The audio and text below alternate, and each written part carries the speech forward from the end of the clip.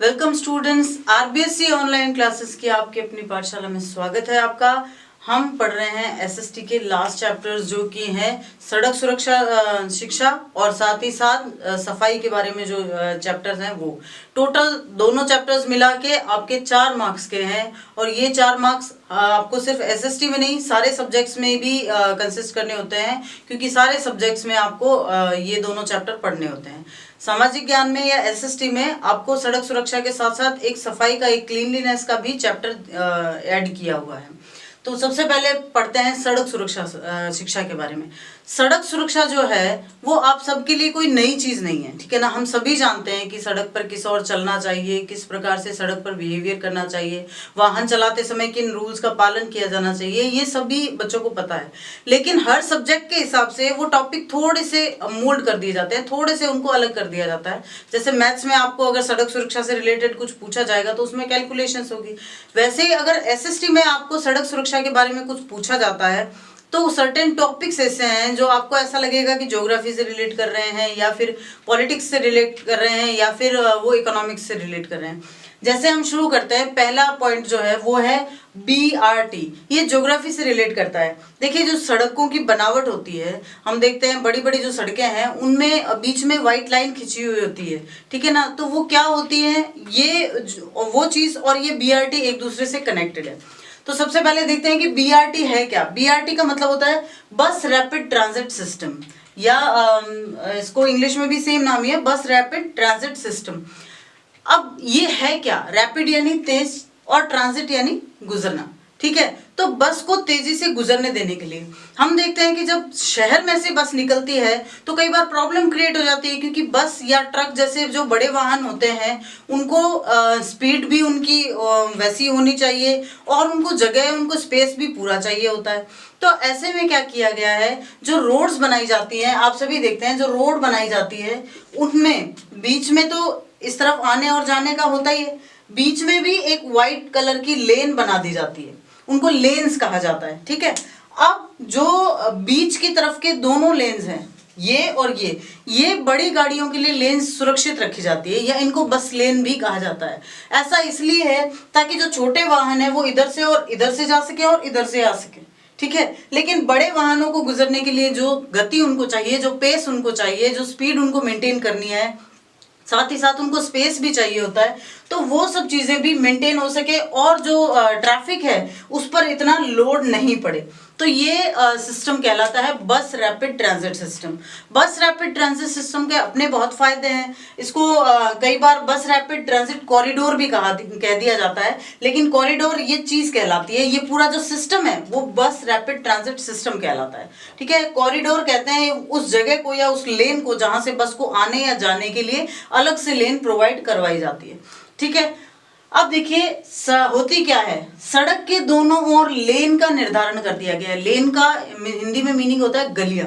अब गलियां मतलब यहाँ कोई दीवारें तो खींची नहीं गई, यहाँ लाइन खींच दी गई है, या जो रोड है उसको 2 हिस्सों में डिवाइड कर दिया गया है ताकि ये पता चल सके कि कौन सी लेन जो है वो छोटे वाहनों के लिए है और कौन सी लेन बड़े वाहनों के लिए। तो lanes on the both sides of the road.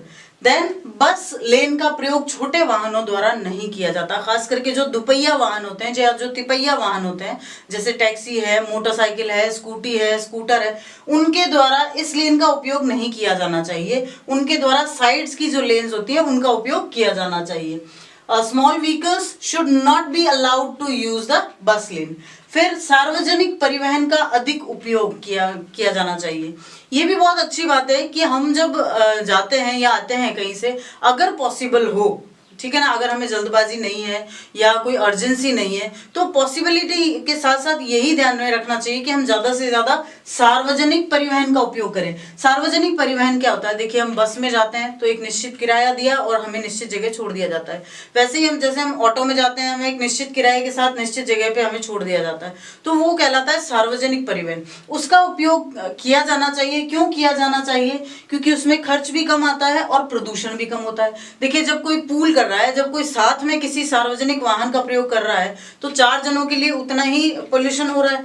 लेकिन अगर हम अपनी अपनी गाड़ी सब जने लेके जाते हैं तो पोल्यूशन बढ़ता है। इसलिए कहा जाता है कि more use of public transport should be adopted just because for lesser expenditure and pollution.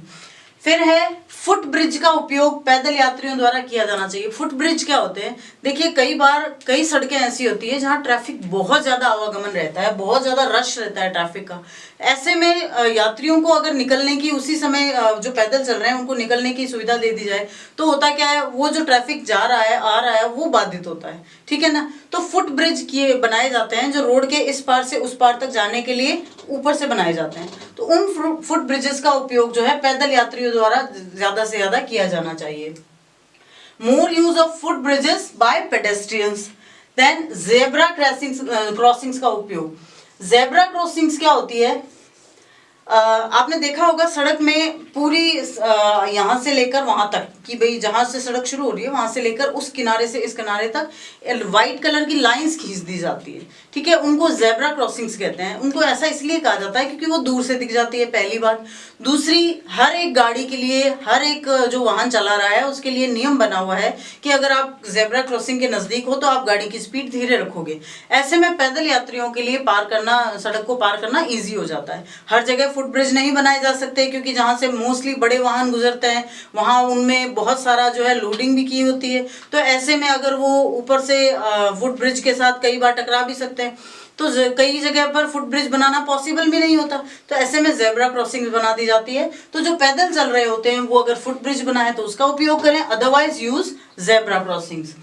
फिर उचित गति सीमा में वाहन का चालन होना चाहिए। शहरों के अंदर एक लिमिटेशन निर्धारित कर दी जाती है कि बड़ी गाड़ियां जो बस या ट्रक है उनके लिए 40 किलोमीटर प्रति घंटा, कारों के लिए 60 किलोमीटर प्रति घंटा, इस तरह से जो स्पीड लिमिट है वो निर्धारित कर दी जाती है, उसी में गाड़ी चलाई जानी चाहिए। Driving in determined speed. फिर यातायात नियमों का पालन, ओबेइंग ट्रैफिक रूल्स। ये तो सबसे ज्यादा जरूरी है कि कहाँ मुड़ना है तो किस प्रकार से सिग्नल देना है, किस लाइट पर किस प्रकार से बिहेव करना है, वो सारे पालन तो होने ही चाहिए। तो ये अगर आपका क्वेश्चन आता है बीआरटी से रिलेटेड तो आप ये सारे पॉइंट्स उसमें ऐड ऑन कर सकते हैं, जो कि होता है बस रैपिड ट्रांजिट सिस्टम या बस रैपिड ट्रांजिट कॉरिडोर। देखो, ज्योग्राफी में जिस तरह से हमने पढ़ा कि बीआरटी क्या होता है तो सड़क बनाते समय क्या ध्यान रखा जाना चाहिए, ठीक वैसे ही अब हम उसको थोड़ा सा इकोनॉमिक्स से रिलेट कर देते हैं। इकोनॉमिक्स में हम पढ़ते हैं कि अलग अलग वर्ग होते हैं, उनकी अलग अलग आवश्यकताएं होती है, पूरी की जाती है। तो उसको अगर सड़क सुरक्षा से जोड़ा जाए तो एक अच्छा क्वेश्चन बनता है कि बुनियादी संरचना के विकास के समय वयोवृद्ध और विशेष योग्य जनों के लिए क्या व्यवस्थाएं की जानी चाहिए। What measures should be adopted for the old and specially abled citizen while building basic infrastructures। क्या होती है बुनियादी संरचनाएं या बेसिक इंफ्रास्ट्रक्चर्स? देखिए, ऐसे सभी इंफ्रास्ट्रक्चर, ऐसी सभी संरचनाएं जो कि पब्लिकली प्रॉफिटेबल होती है पूरी जनता के लिए, सड़कें हैं, चाहे रेल है, चाहे स्कूल्स हैं, हॉस्पिटल्स हैं, तो ये सभी जो इंफ्रास्ट्रक्चर होते हैं, जो पब्लिक इंफ्रास्ट्रक्चर होते हैं, उनको बेसिक इंफ्रास्ट्रक्चर भी कहा जाता है या बुनियादी संरचना हिंदी में इनको कहा जाता है। तो इनमें इस तरह के लोगों के लिए क्या स्पेशल प्रोविजंस किए जाने चाहिए? सबसे पहले तो रैंप और स्वचालित सीढ़ियों का निर्माण करवाया जाना चाहिए। जो बुजुर्ग होते हैं वो ज्यादा दूर चल नहीं पाते पैदल, या फिर सीढ़ियां ज्यादा चढ़ नहीं पाते, या जो स्पेशली एबल्ड लोग होते हैं, मान लीजिए व्हील चेयर से हैं या फिर उनके पास बैसाखी है, तो उनको सीढ़ियां चढ़ने में दिक्कत आती है, तो उनके लिए रैम्प्स या फिर ऑटोमेटेड स्टेयर्स का निर्माण करवाया जाना चाहिए। बिल्डिंग रैम्प्स एंड और ऑटोमेटेड स्टेयर्स। सुविधाओं का लाभ उठाने के लिए अलग काउंटर या खिड़की की व्यवस्था की जानी चाहिए ताकि उनको भीड़ में उस तरह से नहीं खड़ा होना पड़े या उस तरह से परेशान नहीं होना पड़े जिस तरह से नॉर्मली कोई इंसान खड़ा रहता है। तो उसके लिए भी उनको सेपरेट काउंटर्स या विंडोज की व्यवस्था की जानी चाहिए। अस्पतालों में अलग से व्यवस्था होनी चाहिए, हॉस्पिटल्स में भी उनके लिए अलग अरेंजमेंट होने चाहिए ताकि वो आराम से फायदा उठा सके। कई बार उनकी सिचुएशंस नॉर्मल लोगों से ज्यादा क्रिटिकल होती है तो वो उन चीजों का फायदा उठा सके। सार्वजनिक परिवहन के साधनों में अलग से फोल्डिंग रैंप की व्यवस्था होती है। हालांकि भारतीय रेलवे में ये व्यवस्था दी गई है जो स्पेशली एबल्ड पर्सन होते हैं उनके लिए। तो ये व्यवस्था जो होती है ये वयोवृद्ध, जिनको हम ओल्ड पीपल कहते हैं, ओल्ड सिटीजन्स, और जो स्पेशली एबल्ड, जो विशेष योग्यजन होते हैं, उनके लिए सार्वजनिक स्थानों पर करवाई जानी चाहिए, जिनको बुनियादी संरचना या बेसिक इंफ्रास्ट्रक्चर कहा जा सकता है। ये शब्द जो है सिर्फ आपको शब्द समझने हैं, क्योंकि शब्द तो घुमा के दे दिए जाते हैं, तो आप इनमें कंफ्यूज हो जाते हो। बुनियादी संरचना का मतलब है हर वो इंफ्रास्ट्रक्चर, हर वो संरचना, हर वो बिल्डिंग या वो चीज बनाई हुई जो सरकार ने जनता के लिए बनाई दी है, तो उसको कहते हैं बुनियादी संरचना, और यहाँ पर ये सारे प्रोविजंस किए जाने चाहिए।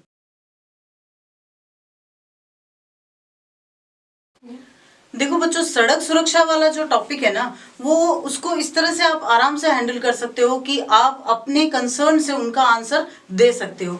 क्वेश्चन भी ऐसे ही आते हैं, तो आपको ज्यादा टेंशन लेने की जरूरत नहीं है। बस आप अपना फोकस इस तरफ रखो कि आप आंसर जो है वो ऐसा दे रहे हो कि उस क्वेश्चन से रिलेट कर रहा हो। जैसे एक क्वेश्चन है, सड़क दुर्घटनाओं के कोई 3 कारण बताइए। Mention any 3 reasons behind road accidents. ठीक है, जैसे अब आप आराम से मेंशन कर सकते हो, 3 क्यों 10 कारण बता सकते हैं। जैसे 4 मैंने यहाँ मेंशन किए हैं। पहला है, वाहन चलाते समय चालकों द्वारा नशा करके वाहन चलाना। भाई अगर ड्राइवर ही नशा किया हुआ है तो फिर एक्सीडेंट्स तो होंगे ही। वाहन चलाते समय मोबाइल फोन का प्रयोग करना। अब एक हाथ से मोबाइल है तो आपका ध्यान भी मोबाइल में है, तो एक्सीडेंट्स के पूरे चांसेस बनते हैं। वाहन चलाते समय तेज आवाज में संगीत बजाना। बहुत तेज लाउड म्यूजिक बजता है तो क्या होता है, फिर पीछे से अगर कोई गाड़ी आ रही है तो सुना ही नहीं देता। ऐसे में एक्सीडेंट्स होने के चांसेस बहुत बन जाते हैं। और सड़क पर क्रोधोन्माद। क्रोधोन्माद क्या होता है कि कई बार सड़क पर चलते चलते अपने आप से रेस लगाने लग जाते हैं, या कोई अगर पास से निकल गया तो गुस्सा हो जाते हैं और उसको पकड़ने के लिए, या फिर इस तरह से बहुत ज्यादा रश ड्राइविंग करते हैं। तो ये चीजें भी हमारा सड़क पर चलते समय, वाहन चलाते समय बहुत खतरनाक साबित होती है। Drunk driving is the first reason behind road accidents. You can say it is the main reasons behind road accidents.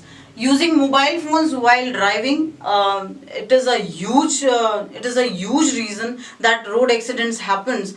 Because mobile के जब चला रहा होता है तो उसका पूरा ध्यान उसी में होता है, ड्राइविंग में नहीं होता है। Playing loud music while driving, and he or she who is driving can't hear the horn or the noise which is coming from behind. Rush and angry driving is another reasons behind road accidents. देखो बच्चों, question लगभग similar है ना। आपको point two point answer देने हैं ताकि आपके जो मार्क्स हैं वो पूरे फिक्स हो जाए कि आपको ये मार्क्स मिलने ही वाला है, कहीं नहीं जाने वाले ये मार्क्स। सिर्फ पॉइंट टू पॉइंट और उस हिसाब से आंसर देने हैं जिस तरीके से क्वेश्चन पूछा गया है। जैसे एक क्वेश्चन है कि सड़क दुर्घटनाओं को रोकने के उपाय सुझाइए। अब थोड़ा घूम के ऐसे पूछ लेंगे कि आप एक पुलिस अधिकारी होने के नाते या ट्रैफिक पुलिस अधिकारी होने के नाते सड़क दुर्घटनाओं को रोकने के लिए जनसाधारण को क्या उपाय सुझाएंगे। तो बात एक ही है, बस वो क्वेश्चन को थोड़ा सा घुमा दिया गया है। तो इस तरह से अगर क्वेश्चन पूछा जाए तो भी आपको आंसर ऐसे ही देना है, पॉइंट वाइज, जो कि उस क्वेश्चन से रिलेट कर रहा हो। जैसे यातायात नियमों का सख्ती से पालन किया जाए। जो रूल्स बनाए गए हैं, जो भी ट्रैफिक रूल्स हैं, वो हमारे फायदे के लिए बनाए गए हैं, तो उनका सख्ती से पालन किया जाए या करवाया जाए, जो भी पॉसिबल हो। सार्वजनिक परिवहन के उपयोग को प्रोत्साहन दिया जाए। मतलब कि जिस तरह से ऑटो यूज किए जाते हैं, बसें यूज होती है, सिटी बसेस होती है, इनका यूज ज्यादा से ज्यादा किया जाए। इससे 2 फायदे होंगे, एक तो आपका बचत होगी, आपके पोल्यूशन कम होगा, और एक फायदा ये भी होगा कि जो ट्रैफिक है उसका लोड सड़क पर कम पड़ेगा।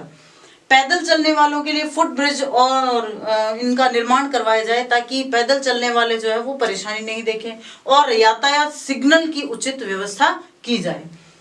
Suggest the measures to control road accidents. First of all, we all know obeying traffic rules, then using public transport. It will be as well as cheap for you and safe also. Using footbridges and zebra crossings and following traffic signals properly. Traffic signals are very useful to all of us just to manage the traffic system. तो उनका use किया ही जाना चाहिए और उनको properly follow भी करना चाहिए। अगला क्वेश्चन बनता है कि सड़क पर पैदल चलते समय आप किन बातों का ध्यान रखेंगे। तो यहाँ वाहन चलाने की बात हो रही है कि इसके एक्सीडेंट्स को रोकने के लिए क्या किया जाना चाहिए, तो बात पैदल चलने वालों की जिम्मेदारी भी उतनी ही हो जाती है। तो हम क्या आंसर देंगे, सबसे पहली बात तो कि हमेशा सड़क के बाईं तरफ चलना चाहिए, जो आपका लेफ्ट हैंड है उस लेफ्ट हैंड की साइड में ही आपको चलना चाहिए। सड़क पार करते समय दोनों ओर ध्यान रखना चाहिए, इधर से या इधर से कोई गाड़ी तो नहीं आ रही है, वरना एक्सीडेंट हो जाता है। गाड़ी की स्पीड को कंट्रोल करने में टाइम लगता है, हम तो अपनी स्पीड को कंट्रोल कर सकते हैं ना। तो इधर से उधर से दोनों तरफ देखकर और रोड क्रॉस करनी चाहिए। जहां तक संभव हो जेब्रा क्रॉसिंग और फुट ब्रिज का उपयोग करना चाहिए। These all are the measures for pedestrians. Which measures should be considered while walking on roads? For pedestrians especially. So first of all, always taking left side to walk. We always use our left side to walk on roads. Considering both sides properly while crossing roads. When you are crossing a road, you should see either right or left, just to consider no any vehicle is coming towards you. तो फिर उसके बाद में आप उसको cross करें. And using foot bridges and zebra crossing as much as possible. So these are the measures which can be applied in our day-to-day life and we can avoid many of accidents. ठीक है ना, तो ये इसी तरह के questions आपको आते हैं और आपको आंसर जो है वो बिल्कुल पॉइंट टू पॉइंट ही लिखने होते हैं। और देखते हैं जो उनके ही सिमिलर हैं। क्वेश्चन है कि वाहन चलाते समय चालक द्वारा कौन सी सावधानियां अपनाई जानी चाहिए। एक क्वेश्चन हमने अभी पढ़ा था कि एक्सीडेंट्स को रोकने के लिए क्या सावधानियां अपनानी चाहिए, तो लगभग सिमिलर क्वेश्चन है, तो इनके आंसर भी एक जैसे ही होंगे लगभग। तो आप इसमें भी इसी तरह का आंसर लिख सकते हैं। कभी भी नशा करके गाड़ी नहीं चलानी चाहिए, गाड़ी चलाते समय मोबाइल पर बात नहीं करनी चाहिए, सीट बेल्ट लगाकर गाड़ी चलानी चाहिए। जब आप 4 व्हीलर चला रहे हो तो हमेशा सीट बेल्ट का उपयोग करना ही चाहिए। उससे फायदा ये होता है कि अगर गाड़ी टकरा भी जाती है तो आपको बहुत ज्यादा चोट नहीं आती है। दुपहिया वाहन चालकों को, यानी कि जो स्कूटी चलाते हैं या मोटरसाइकिल चलाते हैं या इस तरह का कोई भी वाहन चला रहे हैं, उनको हमेशा ही हेलमेट का प्रयोग करना ही चाहिए। ठीक है, तो ये वो मेजर्स हैं जो अपनाए जा सकते हैं अगर आप ड्राइवर हो तो। So what measures should be adopted by a driver while driving? First, never drink and drive. ये तो मस्ट है कि आप कभी भी नशा करके, कभी भी ड्रिंक करके, दारू जो पी के और गाड़ी तो चलानी ही नहीं चाहिए। Mobile phones should not be used while driving and seat belts should always be worn by the driver if he or she is driving a 4-wheeler, and helmet must be used while driving a 2-wheeler. ठीक है, तो ये अब एक जो इनमें question आता है वो आता है सड़क से रिलेटेड, जो परिवहन है उसी से रिलेटेड, लेकिन वायु प्रदूषण का क्वेश्चन है। ऐसा इसलिए होता है क्योंकि जो गाड़ियां चलती है उनसे बहुत धुआं निकलता है और वायु प्रदूषण भी ज्यादातर इन्हीं वजह से होता है, क्योंकि ज्यादातर जो फैक्ट्रीज वगैरह होती है उनसे भी होता है, लेकिन वो अधिकतर शहर के बाहर होती हैं। तो शहर के अंदर गाड़ियां ही ज्यादा चलती है और उनसे ही वायु प्रदूषण बहुत अधिक होता है। तो ये भी एक अच्छा क्वेश्चन बनता है और आ भी सकता है। क्वेश्चन इस तरह से बनता है कि आपके शहर में वायु प्रदूषण को कम करने के लिए आप क्या प्रयास करेंगे। देखिए, प्रदूषण आपने पहले भी पढ़ा है, तो आप थोड़ा सा ध्यान रखना है कि एसएसटी में एक जो है औद्योगिक प्रदूषण का क्वेश्चन आता है, लेकिन अगर शहर में वायु प्रदूषण कम करने का क्वेश्चन आ रहा है तो थोड़ा सा आपको डिफरेंशिएट करना होगा, क्योंकि ये सड़क सुरक्षा से संबंधित है और वो औद्योगिक प्रदूषण से संबंधित है, जिसमें हमने नर्मदा नदी के बारे में, गंगा यमुना नदी के बारे में पढ़ा था। ठीक है, तो आपके शहर में वायु प्रदूषण को कम करने के लिए आप क्या प्रयास करेंगे। सबसे पहला प्रयास ये हो सकता है कि ज्यादा से ज्यादा सार्वजनिक परिवहन का प्रयोग किया जाना चाहिए, कि अगर लोग इस तरह से जो पब्लिक ट्रांसपोर्ट होते हैं उनका यूज करते हैं तो अपने आप ही गाड़ियां कम चलती है और गाड़ियां कम चलेगी तो प्रदूषण कम होगा। निजी वाहनों की समय समय पर उचित जांच करवाई जानी चाहिए। जो प्राइवेट व्हीकल्स हैं उनकी जांच होनी चाहिए, अगर उनमें कोई खराबी है जिसकी वजह से ज्यादा धुआं फेंक रहे हैं तो फिर इस तरह से उनकी जांच करवा के उनको ठीक करवाया जाना चाहिए। परिवार और समाज के लोगों में अधिकाधिक इसके प्रति जागरूकता पैदा करनी चाहिए। So the question is, what would you do to reduce the air pollution in your city? So what measures can be adopted? First, public transport should be used at priority. Then private vehicles should be checked time to time. And awareness should be spread in family and society. So these are the measures we can adopt. ठीक है, तो ये था आपका topic जो सड़क सुरक्षा से संबंधित था। आप इसको अच्छे से पढ़िए, क्योंकि इसमें कोई बहुत ज़्यादा टिपिकल क्वेश्चन आपके नहीं आने वाले हैं। जो क्वेश्चंस आएंगे वो इस तरह से आएंगे कि आप आराम से इनका जवाब दे सकते हो। पॉइंट टू पॉइंट आंसर लिखिए ताकि आपके मार्क्स मिलने की संभावना भी ज़्यादा से ज़्यादा हो। Thank you.